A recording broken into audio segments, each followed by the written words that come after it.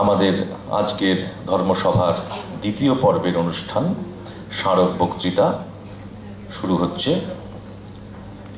স্মারক বক্তৃতা প্রদান করবেন পূজনীয় Swami Ved Swarupanandaji Maharaj, Gol Park, Ramakrishna Mission Institute of culture.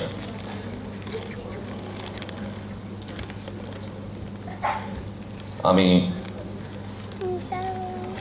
নিখিল ব্রহ্ম ব্যানার্জির জ্যেষ্ঠ পুত্র শ্রী চন্দন ব্যানার্জিকে অনুরোধ করব আমাদের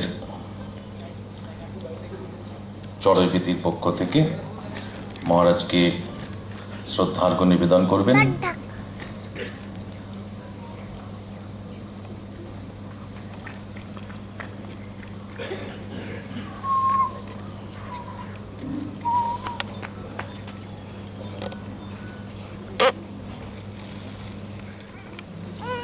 যার স্মৃতির উদ্দেশ্যে আজকের এই স্মারক বক্তৃতা,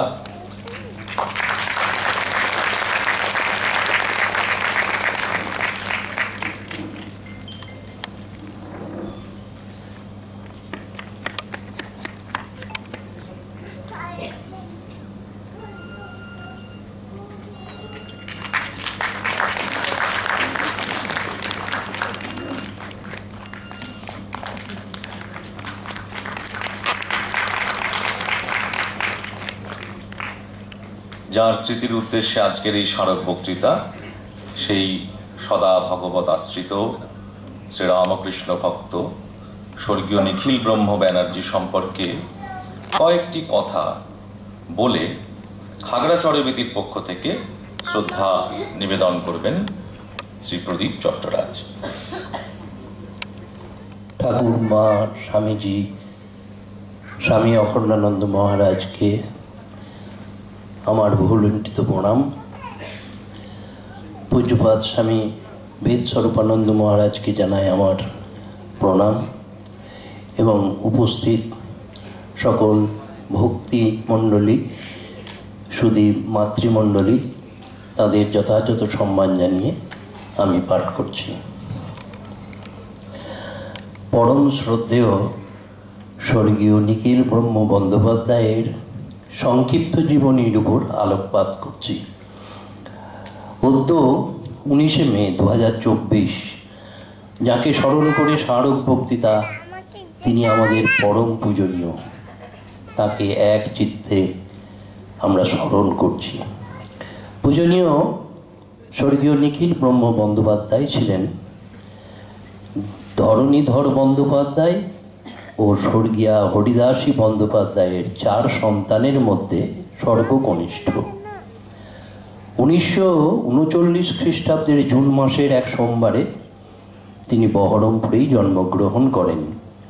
ছোট থেকেই তিনি বিভিন্ন সামাজিক কাজে নিজেকে নিয়োজিত করেছিলেন। যৌবনে খাগড়া সর্বধাম সেবক সংঘের একনিষ্ঠ সদস্য হিসেবে সপ্তাহ, সমাজ সেবা ইত্যাদি প্রচুর সামাজিক কাজে তিনি ব্রতী থাকতেন। তিনি সঙ্গীত জগতের সঙ্গে যুক্ত ছিলেন। স্বর্গীয় পণ্ডিত পুলিন পাল মহাশয়ের কাছে সেতার শিক্ষা লাভ করে একজন সেতার বাদক হয়ে উঠেছিলেন।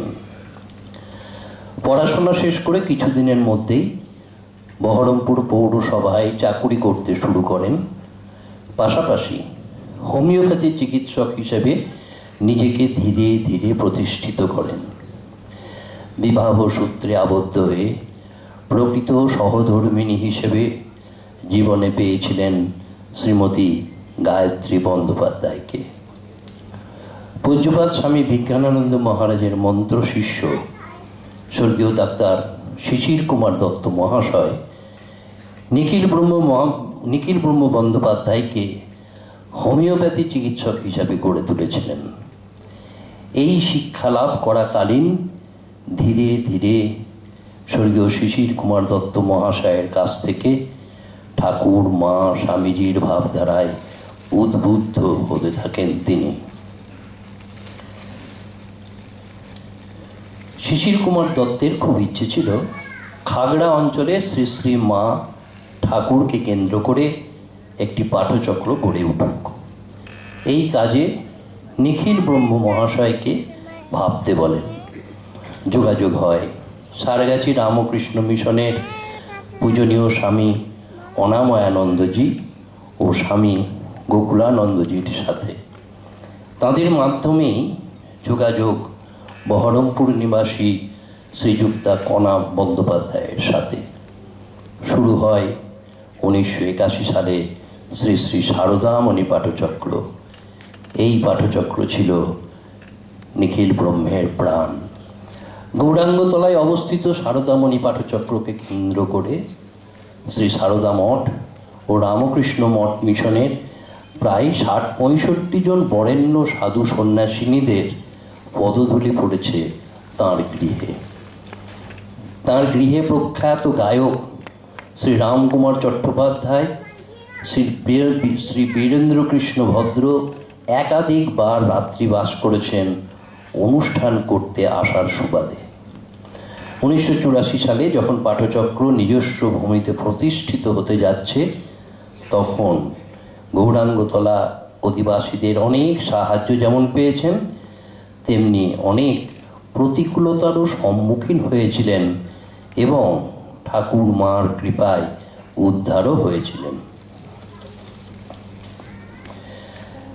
4 পুত্র কন্যার পিতা হয়েও তাদের মানুষ করার পাশাপাশি পাঠচক্রের অনেক কাজ করতেন স্ত্রী গায়ত্রী দেবীকে সঙ্গে নিয়ে। প্রত্যেক বৎসর পয়লা বৈশাখ নববর্ষ উপলক্ষে ও বিজয়া দশমী উপলক্ষে পূজনীয়া মাতাজিদের নিয়ম করে চিঠি দিতেন। খুব সাধারণ জীবনযাপন করতেন। নিজ গৃহে হরিনামের আসর বসাতেন। সাধু ভক্তদের সেবা করিয়ে পরম তৃপ্তি লাভ করতেন।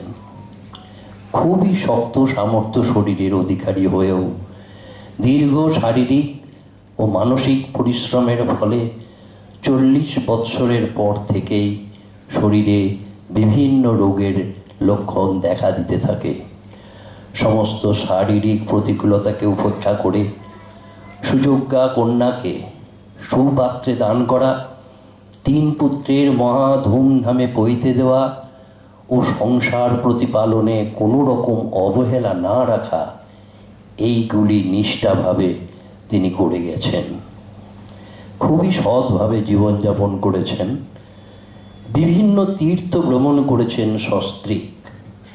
পুরো পরিবারকে ঠাকুর মা স্বামীজির ভাবস্রোতে ভাসিয়ে দেওয়ার চেষ্টা করেছেন।